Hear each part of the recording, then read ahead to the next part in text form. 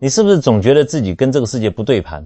看着周围的人，年轻的忙着赚大钱买豪车，年长的忙着交际应酬灯红酒绿，大家都活得热热闹闹。可你呢？你却觉得自己像个局外人，甚至像个没喝孟婆汤的怪胎。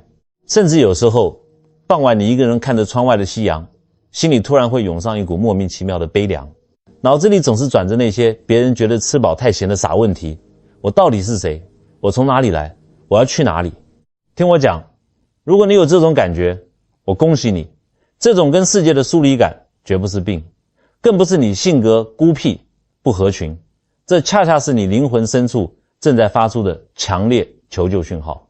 大势至菩萨在虚空之中看得清清楚楚，他告诉我们要明白一点，这世上没有无缘无故的性格，也没有无缘无故的孤独。你为什么会觉得自己跟这个世界格格不入？那是因为你的频率跟这个浑浊的世界不一样了。这种心理的难受，不是现在西医讲的什么忧郁症，是你前世修行的铁证。这说明什么？说明你在上一辈子或者上上辈子，你的心已经清净过了，你尝过那个道的味道，喝过那杯清茶，你的胃口已经被养刁了。所以这辈子你再回头去吃这些世俗名利这种垃圾食物，你当然咽不下去啦。大势至菩萨在楞严经里点破了一个惊人的秘密，是关于每个人前世今生的。听完今天的内容，你就会恍然大悟。为了让大家听得更明白，我先跟各位讲个真实的医案。大概是几年前，我的诊所来了一位病人，这个人大概50岁上下，是个做进出口生意的大老板。这人家底很深，太太贤惠持家，孩子也都在国外念名校。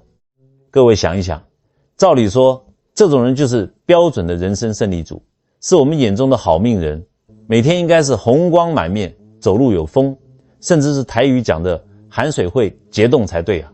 但是那天他一走进诊室，我一看他脸色就不对劲，那也不是身体有病的枯黄，也不是熬夜打牌的黑眼圈，怎么形容呢？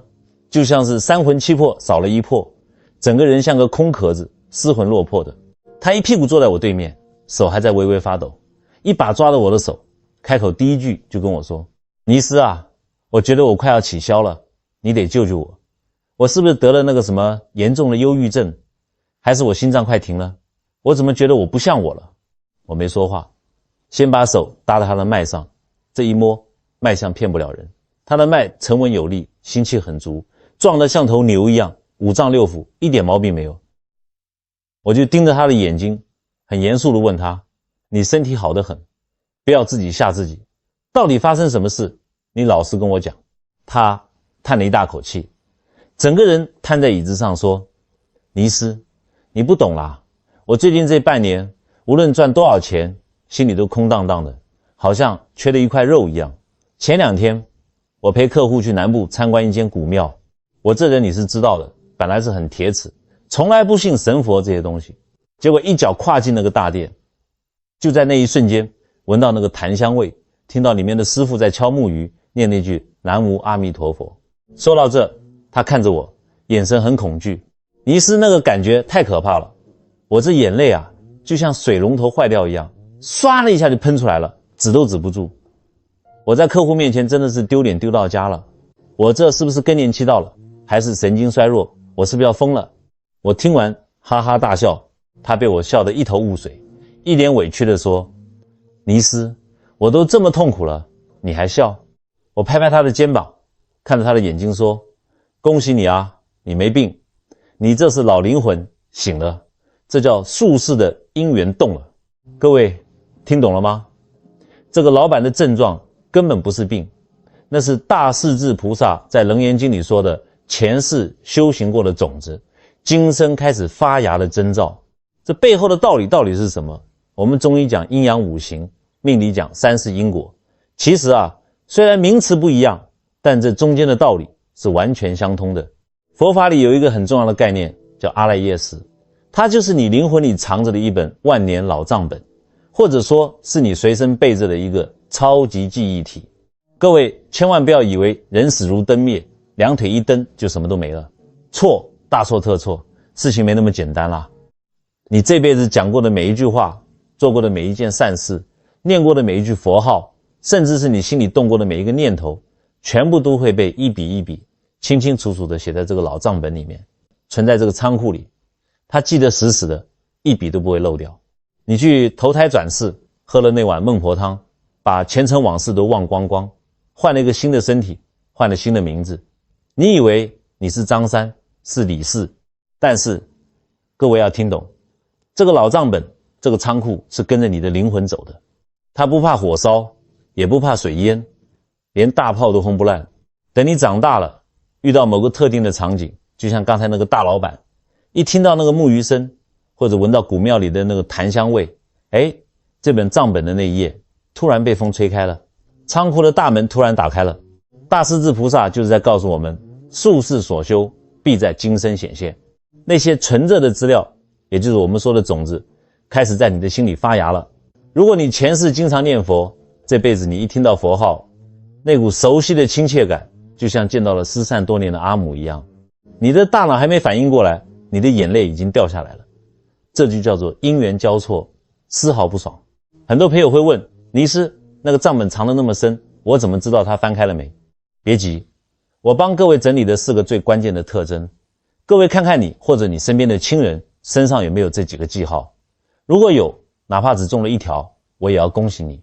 第一大铁证，你的身体比你的嘴巴诚实1万倍。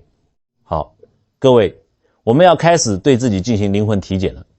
很多来看病的人嘴巴都很硬，我问他，你有心事吗？他说，没有啊，我好得很，我快乐似神仙。可是我是中医，我一摸脉，那个脉像琴弦一样紧，里面全是郁结之气。嘴巴会骗人，脑子会骗人，但是你的身体它是绝对不会说谎的。这第一大铁证就是你的生理与潜意识的本能反应。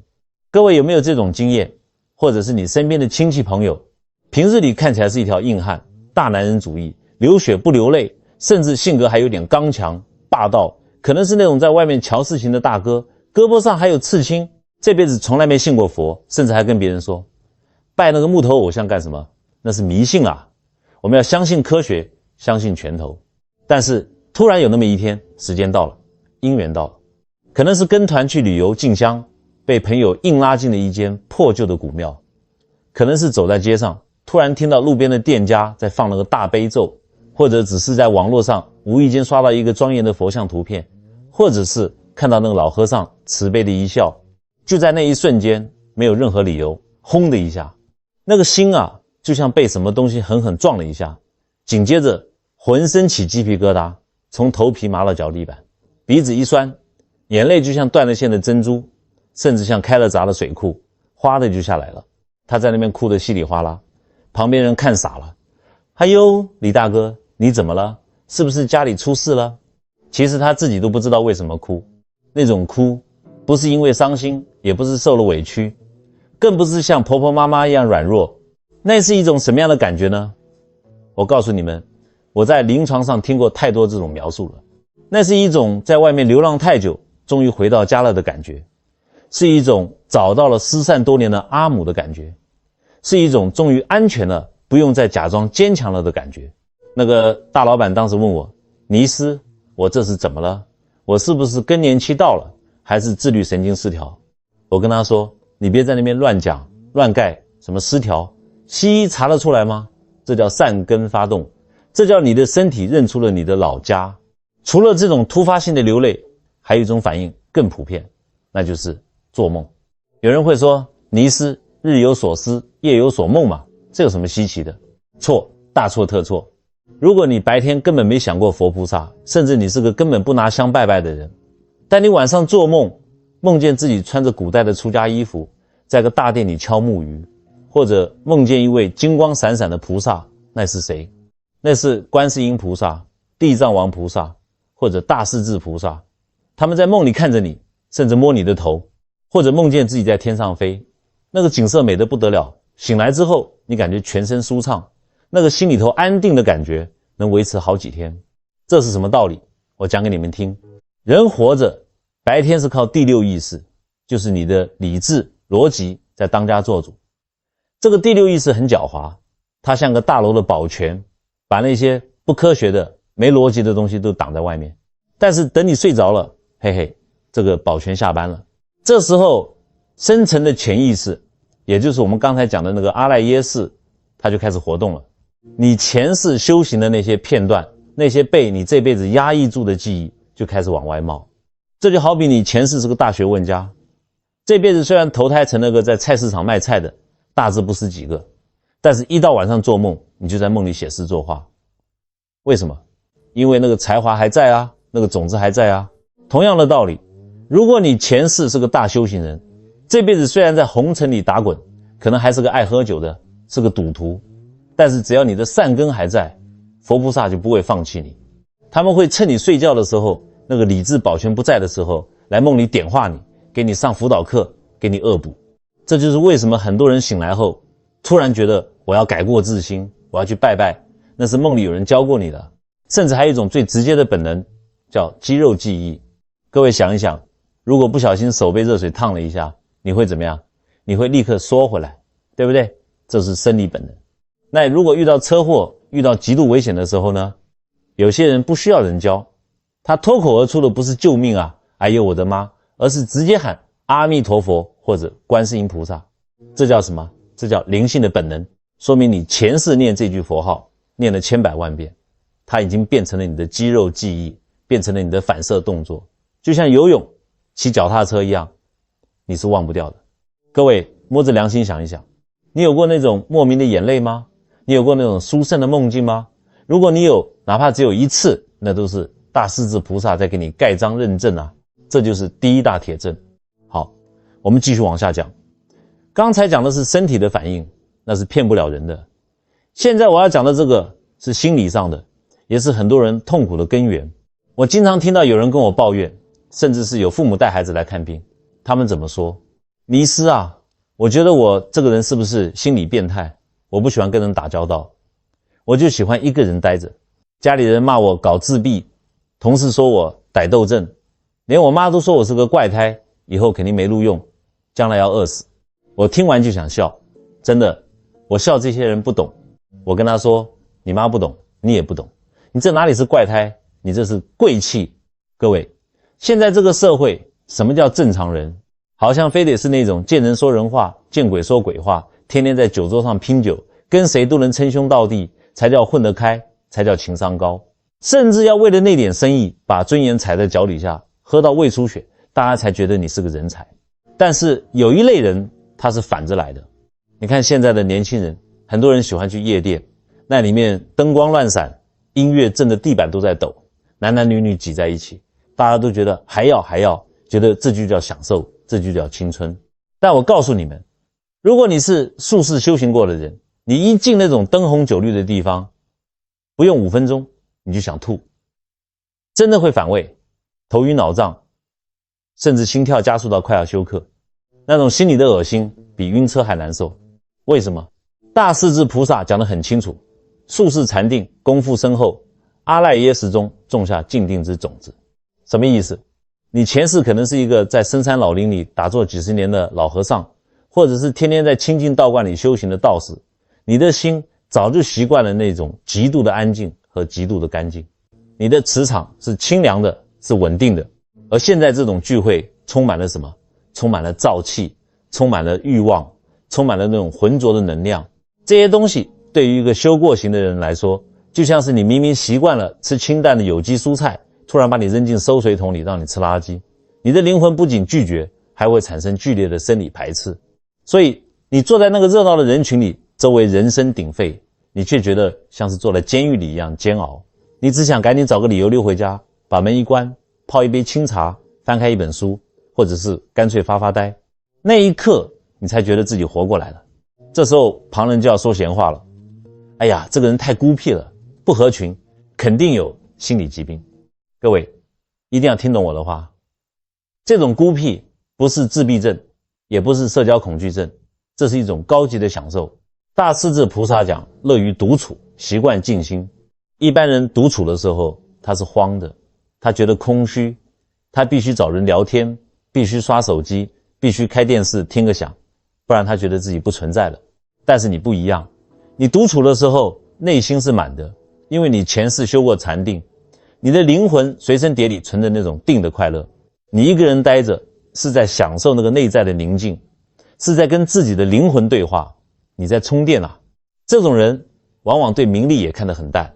我讲个真实的例子，我见过一个非常有才华的年轻人，他在大公司里当主管，前途无量，老板很器重他，说要把他调到总部去，年薪翻倍，但是每天要应酬，要陪客户喝酒唱歌。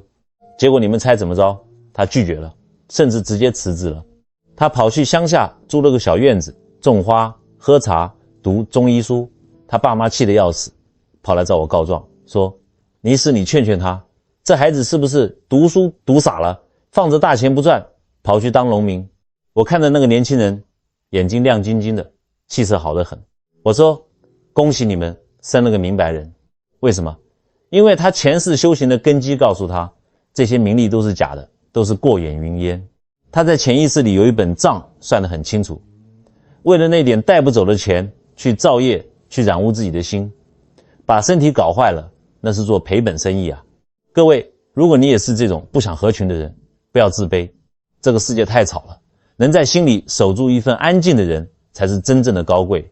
你不合群是因为你的群不在这里，你的群是天上的诸佛菩萨，是那些清净的圣贤。这是第二大铁证，高贵的孤独。但是只有清高还不行，修行人还有一个改不掉的毛病，或者说是习气，那就是特别容易吃亏。这也就是我们接下来要讲的第三大铁证。为什么你总是那个心软的冤大头？这是很多善良人一辈子的痛，也是他们在社会上最容易吃亏的地方。我们身边一定有这样一种人，或者就是你自己。这种人啊，有个外号叫鸡婆。你走在马路上，看到一只流浪狗，腿瘸了，在那瑟瑟发抖，在那边呜呜叫，别人的反应可能就是看一眼觉得脏，或者绕道走，不想惹麻烦。但是你不一样，你的心在那一瞬间像被人狠狠揪了一把，你会觉得痛，是真的心痛，你会忍不住停下来，甚至蹲下来跟他说话。你会跑去便利店买根热狗喂他，甚至想把他抱回家找兽医，哪怕你家里人都反对，哪怕你那个月薪水其实都不够花了，哪怕你自己还在租房子住。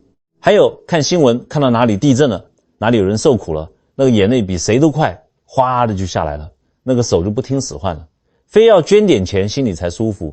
这就是大势至菩萨讲的术士行菩萨道者，今生必现慈悲相。说白了就是你的灵魂里装了一个苦难探测雷达，你前世可能发过大愿，众生太苦了，我要救他们。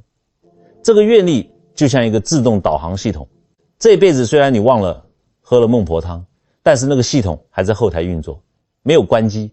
一看到有人受苦，你的系统就报警了，滴滴滴，前方有苦难，快去帮忙。这是你的出场设定啊。还有一种傻，大家叫他善财童子，这种人在亲戚朋友眼里就是个盘子，是个凯子。只要朋友有难，亲戚开口借钱，或者看到路边的乞丐，他的钱包就捂不住了。别人借钱是心里打的算盘，借给他我就没利息了，他还能还我吗？不借，他借钱是哎呀他肯定很急，我不帮他谁帮他，先给他吧，能不能还以后再说。这种人在社会上经常被笑话，甚至被骗了一次又一次，家里人骂他，你就是个烂好人，你就是缺心眼。但我告诉你们，别骂他，千万别骂他。这种人前世绝对是修布施波罗蜜的高手。什么叫布施波罗蜜？就是把钱财看得很淡，把众生看得比自己重。大势至菩萨讲，术士布施习气坚固者，心不吝财。你以为他傻，他在存天上的钱。有人会问，尼师，那我老是这么傻，这么吃亏，这辈子不就完了吗？我又不是印钞票的。嘿嘿，这就是大势至菩萨要告诉你的天机了。经文里有这么一句话，术士布施，善根成熟，未来世必得富贵安乐之家。台湾有句老话讲得最好，天公疼憨人。你要知道，钱这个东西它是能量，它是流动的。你在这一头傻傻的给出去，你是为了帮人，不是为了求回报，老天爷会在那一头加倍的还给你。我看了这么多病人，那些真正心地善良乐于助人的憨人，到了中晚年，绝大多数日子都过得非常顺遂，儿孙都很孝顺。这就是福报，挡都挡不住。除了这种傻，还有一种特殊的聪明，我也要提一下，这也是很多老灵魂的特征，无师自通。各位有没有这种经历？你可能学历不高，甚至没读什么书，这辈子也没人教过你佛法，但是有一天你偶然拿起一本佛经，比如《金刚经》或者《心经》，照理说这些古文晦涩难懂，博士都未必看得懂，但是你呢？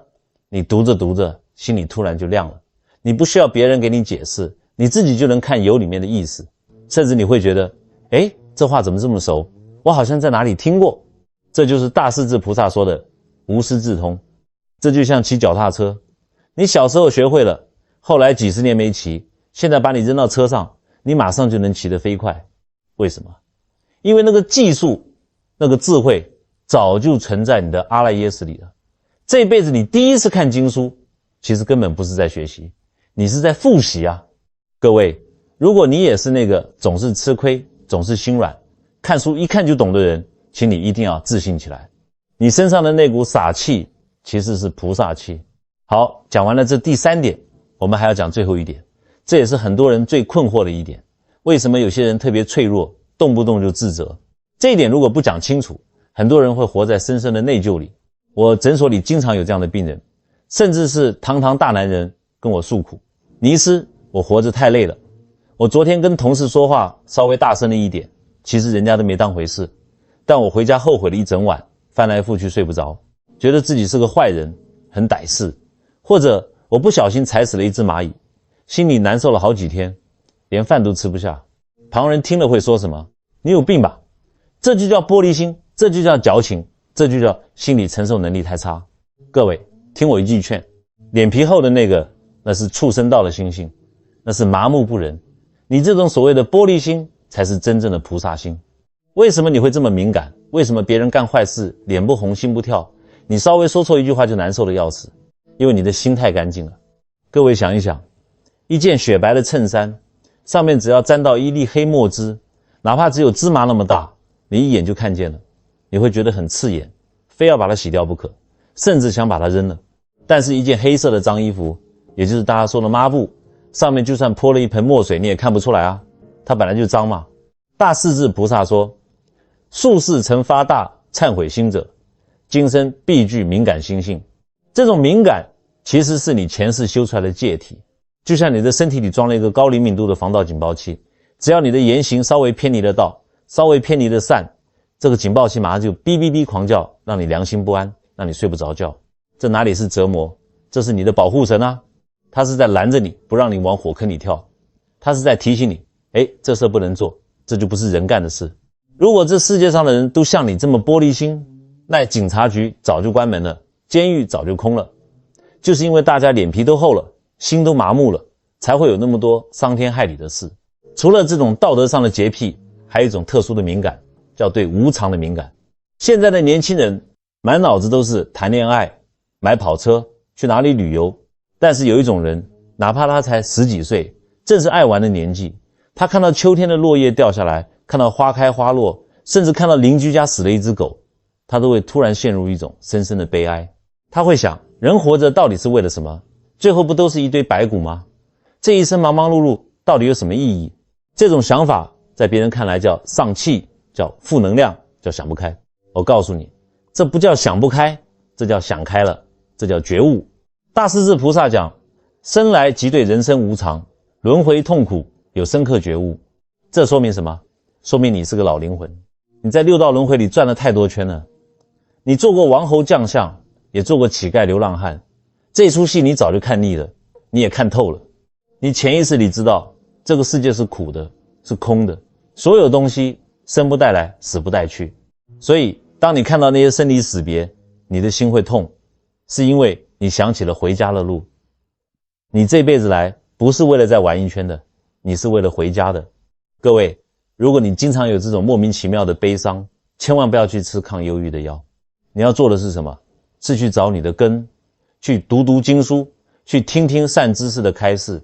一旦你找到了那个根，那种悲伤就会转化成巨大的慈悲和智慧。你会发现，原来我不是抑郁，我是清醒。好了，这4大铁证我都讲完了。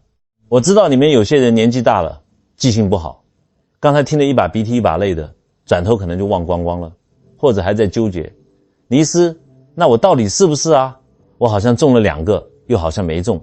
没关系，我今天既然要把这个天机泄露到底，我就当一回碎碎念的老妈子，我再给你们把重点总复习一遍。各位摸着良心，竖起耳朵，再最后对照一次，看看自己这辈子到底有没有带着这几颗救命的金丹来投胎。第一，看身体，是不是一听到佛号，闻到檀香，或者是进了古庙，眼泪就不听使唤地流？是不是做梦梦见过佛菩萨，梦见过自己在天上飞，在古代听经？如果有，这是你的身体在认祖归宗。第二，看性格，是不是特别怕吵，怕去那种灯红酒绿的地方？是不是喜欢一个人待着，觉得自己跟这个社会格格不入，甚至被家里人骂孤僻？如果有，这是你的灵魂。有洁癖，那是贵气。第三，看行为，是不是特别心软，见不得别人苦？是不是经常当冤大头，借钱给别人不还也无所谓，看到流浪狗都要去喂？如果有，这是你前世修来的慈悲习气，你是来还愿的。第四，看良心，是不是脸皮特别薄，做错一点小事就内疚半天？是不是对生死无常特别敏感，经常觉得人生如梦？如果有，这是你的戒体还在，那是你的护身符。各位，这4条，哪怕你只中了1条，我都要恭喜你。这说明什么？说明你不是一般的凡夫俗子，说明你在6道轮回里曾经是发过大愿，修过大行的。这辈子你只是暂时迷路了，暂时忘了密码而已。现在密码我给你们解开了，但是最重要的话我要放在最后讲。如果不听完这最后的内容，你前面那些都白听了。经常有人大老远跑来找我，抱着罗盘，拿着户型图，问我，尼斯啊，你看我家这个风水怎么样？我的鱼缸要摆在哪里才发财？我的床头要朝哪边才健康？我是不是要挂个八卦镜挡煞？我通常都会把那个图纸推回去，看着他的眼睛说，没用啦。他吓一大跳，怎么没用？这不是风水吗？我告诉你们，最好的风水根本不在你的房子里，不在那些瓶瓶罐罐花花草草里，最好的风水就是你这颗人心。这叫什么？这叫境随心转。你如果心术不正，你如果整天勾心斗角，贪婪嫉妒，你就算住在皇宫里，住在风水宝地里，那个好风水也会被你身上的煞气给破坏掉。不出3年，那个家必定败落。反过来，如果你是一个心地善良的人，你是一个有老灵魂觉醒的人，你存好心，说好话，做好事，哪怕你住的是茅草房，哪怕你住的是凶宅，只要你住进去，你的那个正能量场，那个慈悲的光会把那个凶宅慢慢转化成福地，这才是真正的大风水。各位老灵魂们，你们就是那个移动的庙宇，你们不需要到处去烧香拜佛求保佑，因为当你们心存善念的时候，你们自己就是佛，你们自己就是菩萨，你们走到哪里，哪里的风水就变好，你们跟谁在一起，谁就有福气。所以从今天开始，我要给你们开一个终极处方。这个方子是我看了成千上万个悲欢离合之后总结出来的救命良方。这个方子不用你花1分钱，也不用去药房抓药，但是比什么千年人参、万年鹿茸都管用100倍。第一味药，把抱怨变成闭嘴，守住你的气。各位，这味药最苦，但最管用。我知道你们很多人心里苦，觉得自己怀才不遇，觉得老公没出息，觉得孩子不听话，觉得社会不公平，于是呢，你们就变成了一个漏斗。什么叫漏斗？你每天在那里碎碎念，哎呀，我怎么这么命苦？哎呀，那个谁谁谁真讨厌。你每讲一句这种丧气话，你身上的阳气就嘶的一声漏掉1分。